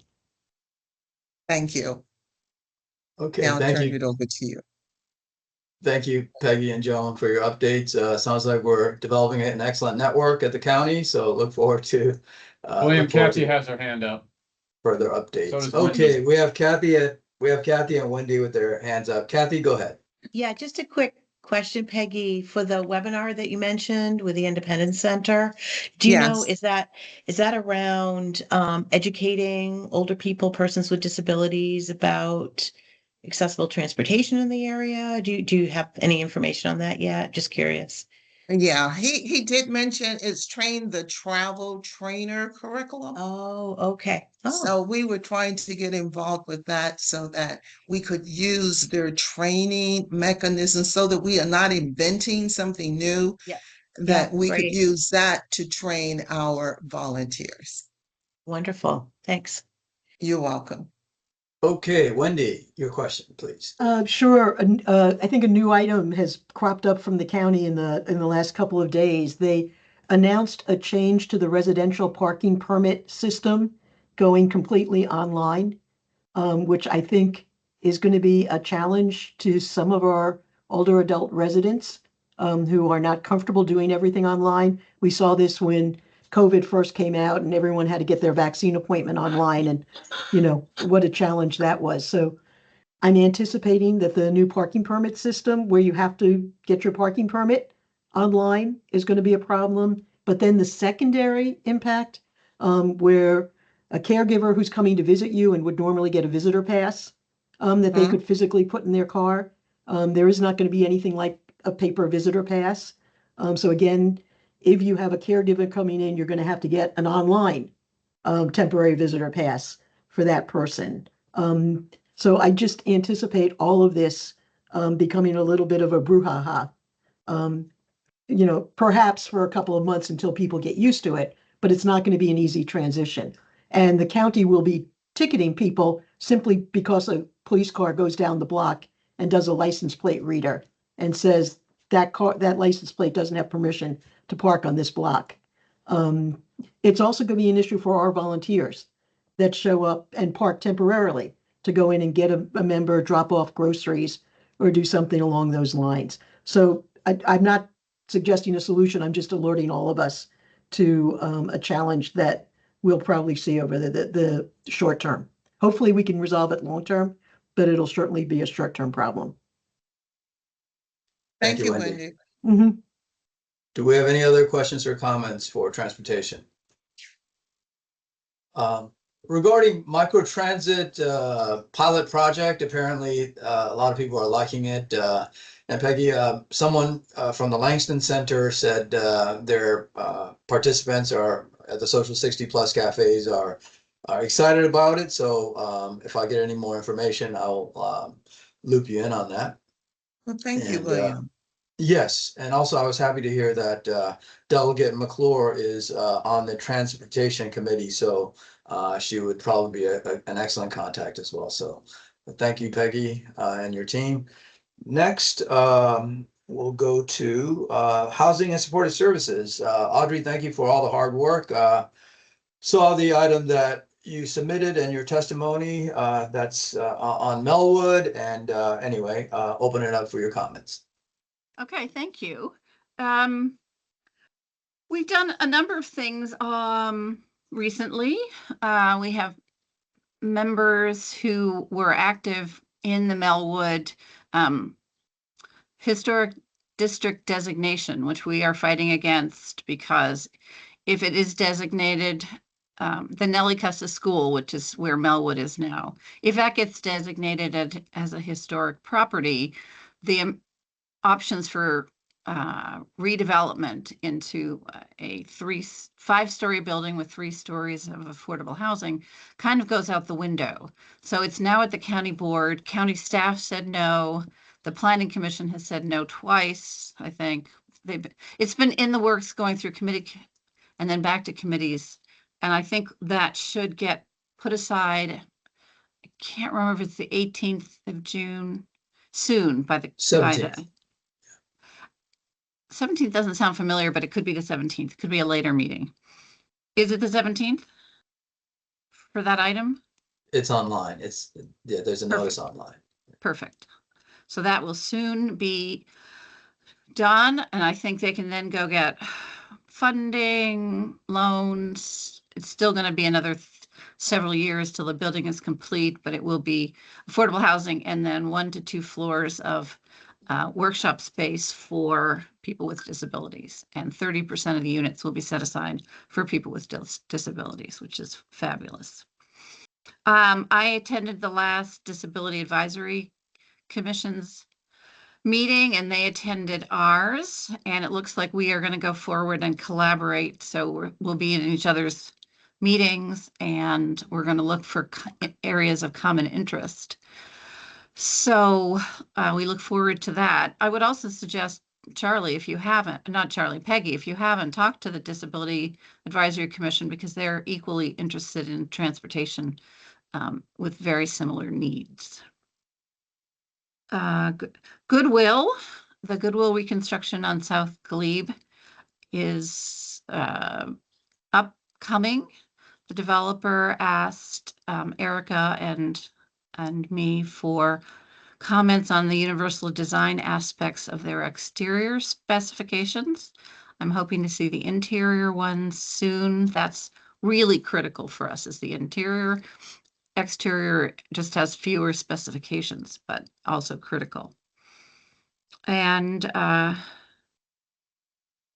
that's about it for me. Oh, the Carlin. I am the Carlin Advisory Council representative for the commission, and I just help them rework their bylaws for the Residents Association Council.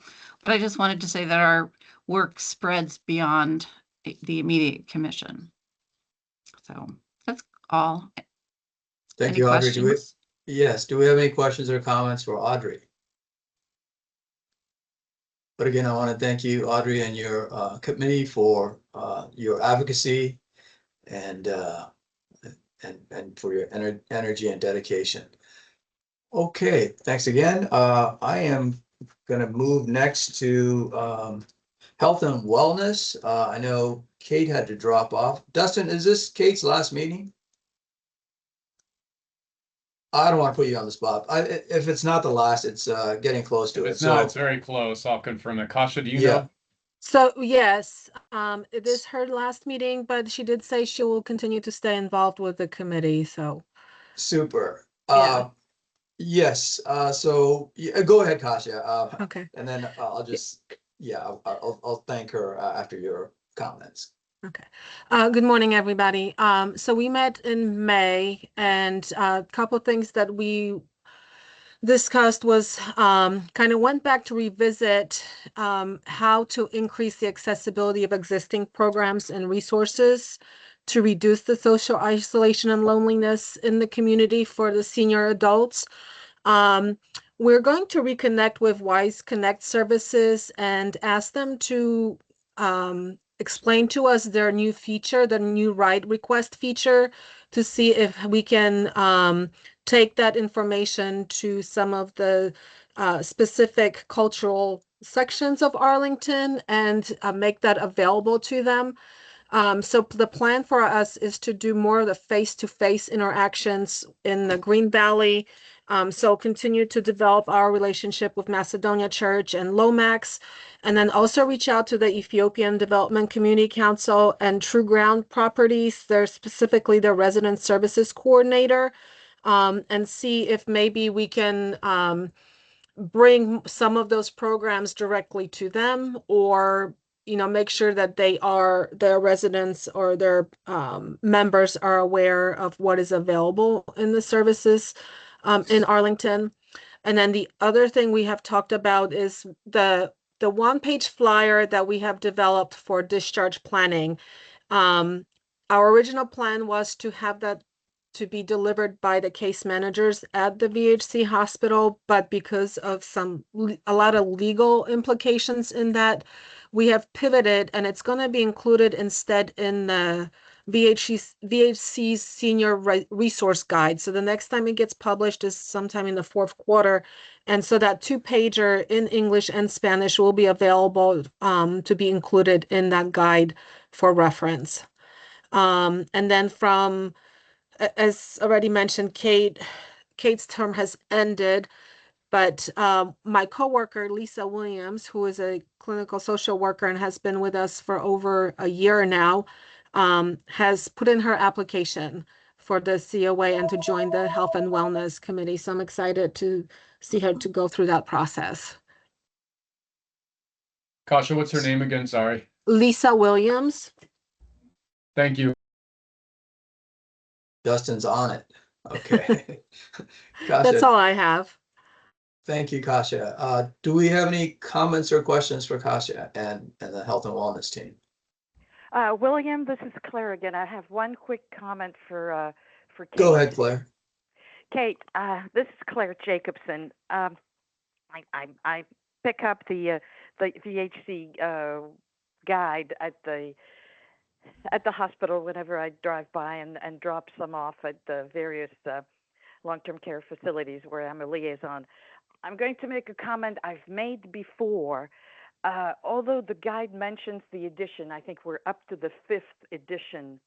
I think without having a date, if it doesn't have to be a month, but at least a season, spring, fall, winter, end of year would be really helpful. I've gotten a lot of comments that saying 5th edition is somewhat meaningless because it doesn't give a time frame. And so I'm putting a plug again when the next guide is published in the fall, that in addition to saying maybe it'll be up to 6th edition by then, please have them add fall 2026 or something. If they don't want to put a month, at least a season.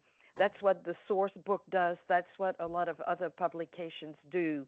They either indicate a month in a year or a season in a year, and I think it would be really helpful to provide that as in addition to the, you know, sixth edition or wherever we are, but we really need a season in a year attached to that. It would be extremely helpful. I've made that request several times, but have yet to prevail. Hopefully I'll prevail this time. Thank you. Thank you, I'll Claire, for send your that comment. off. Thank you.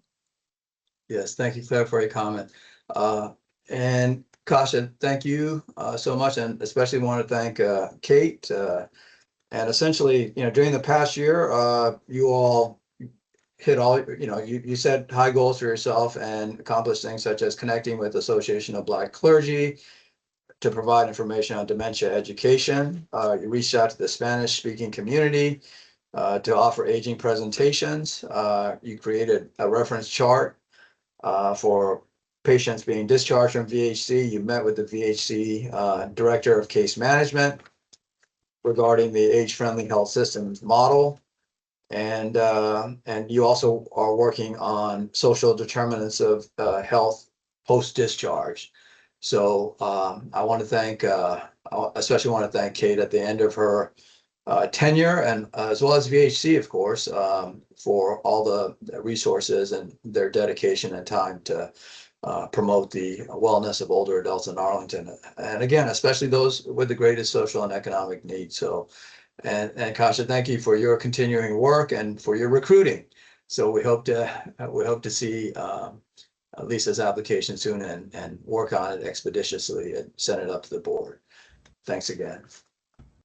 Next, of course, we want to turn to Roland and Carol for the aging equity update.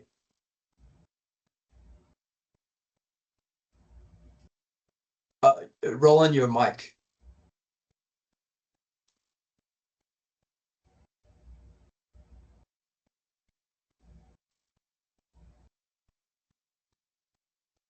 Looks like it's still off. Oh, great. There you go. I'm going to make this very brief so we can get to Charlie. I just want to remind everyone that next week it will VICAP is going to have its AI and scam seminar. It's the 22nd. It's at Walter Reed. It's virtual and it's also in person. So if you haven't registered, please register. And we sent a brochure out like last month, but if you want more brochures, please just drop me a line and I can send you one and you can pretty much send it to everyone else. So we want to get a good attendance for that. As part of our age-friendly plan, we have a goal of working with the 55 plus on several events. And we have been doing that this month. We actually have 3 events that we've been working with 55 plus this month. Last Thursday, I had the opportunity to speak to the 55 plus group on Equality Nova, which is the former Arlington Alexandria Gay and Lesbian Alliance, a very, very interesting talk that we pretty much had with them online. Also, at the end of this month, we're going to be having a bingo with the 55 plus group at Walter Reed, and that's on the 23rd. It's from about 6:30 to 8. Attendance on that is usually very good. We invite people to pretty much come out and have a good time. We have a very great person who serves pretty much as the MC on that for bingo. Also, we have in the last week, we have agreed on another event with the 55 plus group. This event is a movie night. It's going to be the 3rd Monday in each month, starting in September. It's going to be at Walter Reed. The movie is going to be that of a gay theme, but they're going to be open to all sorts of themes, but they'll start off with pretty much that because they're going to be sponsoring that with also Equality Nova. So that information will probably come out in the next 55 plus magazine. I think the one pretty much for fall. We're going to be probably having at our next meeting a speaker from the National Council on Aging to discuss possible projects with that group. Okay. And I think, William, that's it. Thank you, Roland. Carol, do you have anything you want to add?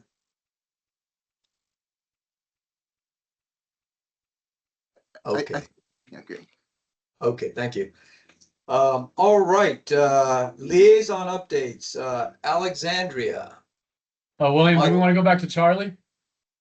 Yes, that's good. That's a good thing. Yes. I got Charlie, the presentation. I'll get it. Charlie, let me get it up for you. Yeah, let's do that. So Charlie, we look forward to Okay. your presentation. There we go. Okay, I'll make this as quick as I can so that we get through the meeting. This is a picture of the proposed facility at 601 South Carolina Springs Road, which is the site of what used to be the Northern Virginia Doctors Hospital and then a urgent care center that VHC ran.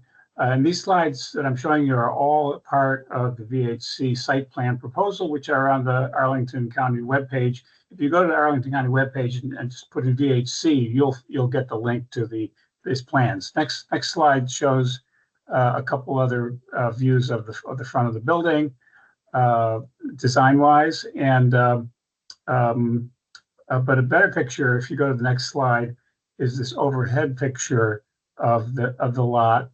As you can see, the building is to the north are our parking lots that are pre-existing from the older building that used to be there.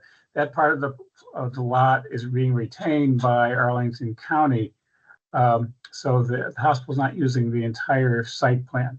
The road on the left is Carolyn Springs Road. The building itself goes really east to west with four wings that you see pointing like fingers pointing south. Now, one obvious thing I wanted to show you here is where the current bus stop is on Carolyn Springs Road. And walking from the bus stop to the building entrance, which is in the middle of the long portion, is probably, by my own estimate, maybe 50 yards, mostly uphill. So that is an issue right there. The two buildings on the south, the one on the left, is that kind of like white rectangles. The one is an existing medical building, and the one on the right is a parking lot. And to the right side of this picture is the trees that are a part of the parkland, which extends both at the bottom of the hill and everything eastward. So this is adjacent to parkland. Next slide. This is an overhead view of the site. All those houses are part of the Glen Carlin neighborhood. The street again running through there is Carolyn Springs Road. The building that is kind of a half of a hexagon is Woodland Hills senior living facility. The other one to the northwest, it is a white long building, is Carolyn Springs Nursing Home. And along this stretch, which you can't see, below is, well, actually, you can't see part of it at the very bottom of the screen. Part of that is Campbell Elementary School. And what you can't see just off the screen are Kenmore Middle School and Carolyn Springs Elementary School. So this is a very busy stretch of Carolyn Springs Road with all those schools and other facilities present. And to the right is the parkland. Next slide. One of the things I wanted to point out here is, as you heard earlier, that the population of older persons in Arlington is about 16.5%. This slide, census slide here, shows a census area marked 102-100, which is not the same as the Glen Carlin neighborhood. The darker blue underneath this gray area is the Carolyn Springs neighborhood. So the census area covers about 80% of Carolyn Springs neighborhood and a good portion of Arlington Forest. The census tract statistics show that over 30% of the population in this area is 65 plus. So the immediate surrounding neighborhood of this facility is very heavily populated with older persons. Next slide. The building is going to be 146 beds.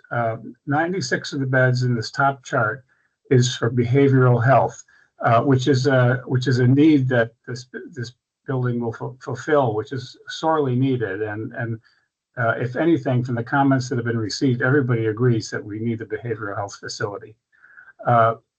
An additional 50 beds, which is a separate floor, will be rehabilitation beds, orthopedic rehabilitation, other kinds of rehabilitation. There hasn't been any information on the need for rehabilitation beds, but everybody I know personally has wished there were more. So it doesn't make sense to have those. So it totals 146 beds. The other thing on this slide is parking. They propose to have 302 spaces, which is well over twice the required amount of spaces. The hospital estimates that it needs 219, and the county has asked it to add 83 spaces for its purposes, but they haven't explained what the purpose is. So it's sort of a question mark what the 83 spaces are for. Next slide. This is a diagram of the first floor, which is all behavioral health. It has those 4 fingers pointing south, and the gray areas between those fingers are outdoor landscaped areas for the patients to be able to have access to the outdoors. We don't know a lot about the percentage of rooms that will be private rooms on this floor. One of the representatives from VHC guesstimated 60%, but in follow-up, they say it really kind of depends upon clinical evaluation of what makes sense. So we're not quite sure. Next slide, please. The second floor is somewhat smaller. This is the rehab floor. And I'm told that all these rooms are single rooms. So this is almost 100% Medicare rehab, post-hospital rehab. Next slide. This is a diagram of their site plan, which I have here because it shows what the roadway that they want to include in the site plan. It's the gray loop that goes around the building. At the bottom end of the slide is what would be a new intersection on the Carlin Springs Road. The top part of the gray area is an existing 6th Street intersection that's already there. This building is on a grade that goes downhill from the top of this picture to the bottom. The parking is mostly in the lower level of the building indoors, but all 4 sides have some, or 3 sides have some parking area, and from the community input on it, the amount of surface parking, which is impermeable, is one of the issues that you keep hearing about. But the intersection is a bigger one because of the congested traffic on Carlin Springs and concerns about pedestrian safety and traffic. There's been a lot of comments on that, so we'll see where that goes. Next slide. So these are matters raised in public comment and some that we may be concerned about. Certainly impacts on natural environment are a concern to people of all ages. Some comments have said the building ought to be 3 stories instead of 2 so they could have a smaller footprint. Issues around parking, runoff, and other environmental issues. And as I mentioned, secondly, the impact on traffic congestion and pedestrian safety has been an issue, and impacts on the immediate neighborhood. Glen Carlin and their civic association has been very vocal in the discussions. Other matters that relate to that certainly relate to our priorities are access to bus transportation and ride drop-off areas, handicap parking, and we do have questions about the institutional design and universal design goals. We really can't. It's hard to evaluate just from their sketches. They have talked about having biophilic design principles included. We're not sure what that means. We look forward to learning more about that.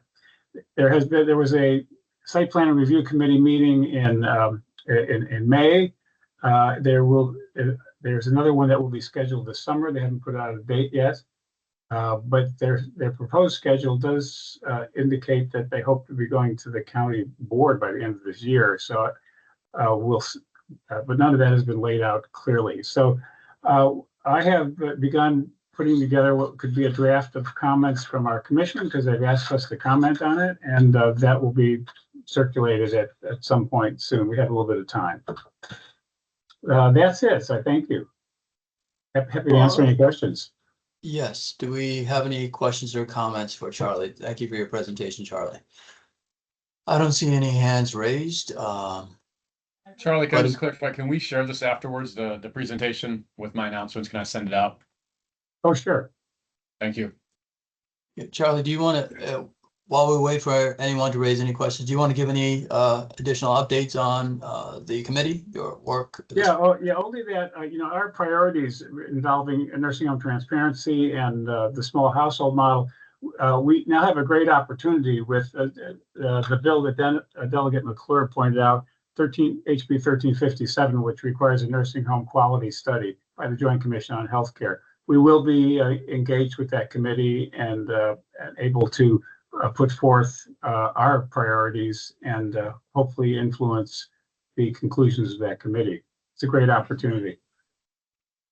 Yes, and want to thank you for getting the advisory councils onto one of the NVINE priorities and leading the work on that. So thank you so much, as well as the small house model research that you did. I don't see any hands raised, so appreciate your pointing out things such as institutional design, traffic safety, accessibility concerns in the VHC development, and also noting that, as you noted, it is much needed in the community. Apparently 1,700 individuals were boarded in such facilities in Northern Virginia, but about 20% have to go outside the area. So this additional location will provide, it looks like it'll provide faster access and people will get care closer to home. So thanks again for your update and look forward to the draft letter. All right. Don't see any hands up, so thank you again. So we'll go to Alexandria Commission as part of the liaison updates. Thank you, William. Just a few things. On June 6th, we had the Senior Law Day. We had over 200 attendees. It was, I think, the largest crowd we've ever had. One of the presenters was Bob Boncato, he's on the board of ARP, and he's going to be the keynote speaker at NVAN. He talked about the HR provisions, especially the Medicaid SNAP work requirements. It was a pretty good presentation. He also talked about the dire funding for Social Security. The trust funds are in worse shape than they've ever been before. So that's something that I know ARP is going to be looking at. On Saturday, our city council passed our master housing plan for the next 15 years, I think it is. It's called Housing 2040. I put a link in the chat. The prior plan didn't address two new things that we're going to be looking at. One is eviction prevention. So we're going to be talking or doing a lot on eviction preventions and looking at a lot of legislation for 2027 dealing with eviction prevention provisions. Also, there's a special section dealing with senior housing options and including assisted living, and we'll look at universal design. It's pretty comprehensive report or plan. Then thirdly, we like Arlington County, we're looking at how we can implement or assist applicants for Medicaid and SNAP with regard to the work requirements, volunteer community engagement.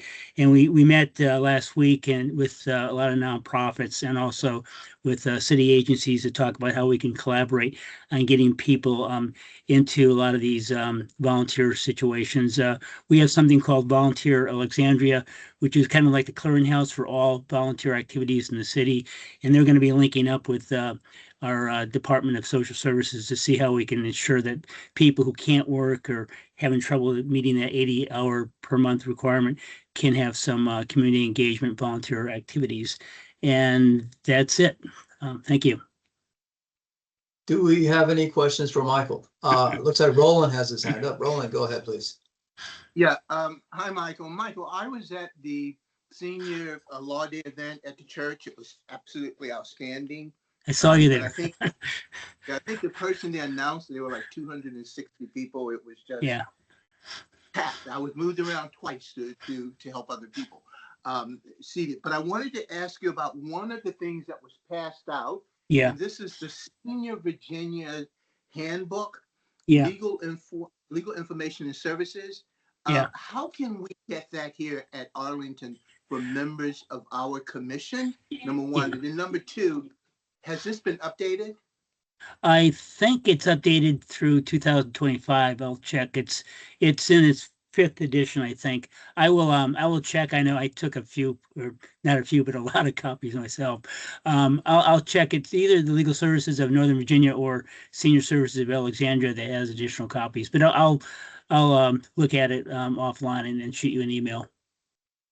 Great. I think this would be invaluable for members of our commission. Thank you. And again, Oh, excellent. there were some slides too. I don't know if you got a copy of the slides, especially those with Yes. regard to. Okay, good. Thanks. Thank you. Yeah, yeah, so congratulations, Michael, and thank you for your time and always sharing updates here, as well as your work on NVAN, AARP, and you're involved in everything. So thank you so much, and great work on the Law Day. Also, the slides, would you want to share them with us so that Sure. Dustin can pass them on? Yeah, Okay. I'll send them to you and Dustin. I may have done that, but I'll do it again. Okay, thank you again. All right, not sure that I saw Jennifer online for the 55 plus. If anyone is online, let us know. If not, we'll go to Wendy and A and V. Thanks. Quick comment, Michelle Thomas and I were at Macedonia Church on Saturday from about noon to 3 doing an outreach presentation. Well received, and hope to work with them to talk about a continuing program that would involve Macedonia as well as other churches in the area. So that was wonderful. Not quite as positive. We need more volunteer drivers. We're experiencing some growing pains where we are finding that the percentage of rides that we're able to fill, unfortunately, has dropped to like 92%. We used to be at 96, 97, 98. We can think about that in a positive sense. We're doing 92% of what people need, but we also think about what we're not doing.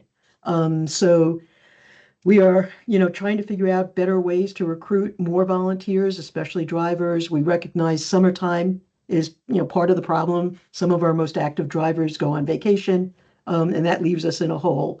But it's just we always want to share, a fair assessment of where we are.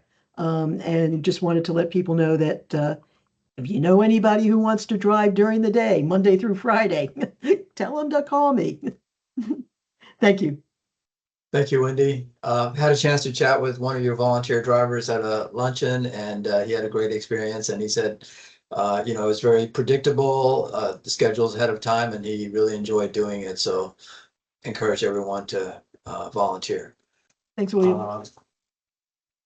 And Age-friendly Arlington, Kathy, anything that you want to update from your side? No, I don't have any updates on Age Friendly. Yeah. Great. But William, I think this might be your last meeting, correct? As chair?